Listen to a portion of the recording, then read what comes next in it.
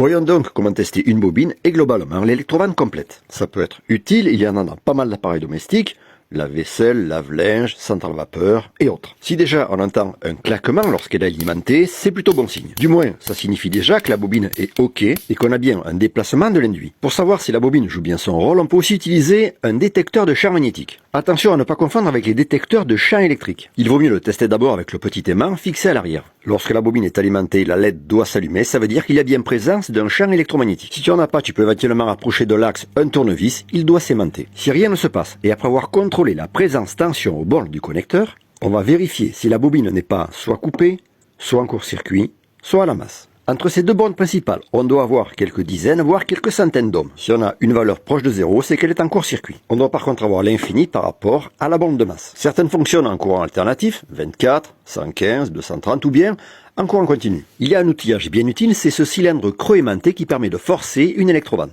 On pourra vérifier si le passage du fluide se fait bien, ce qui pourra mettre hors de cause la partie mécanique de l'électrovanne. Induit, membrane, ressort éventuellement, et parfois simplement un encrassement de l'ensemble. Voilà, et puis j'en profite pour vous souhaiter à tous une très bonne année 2025.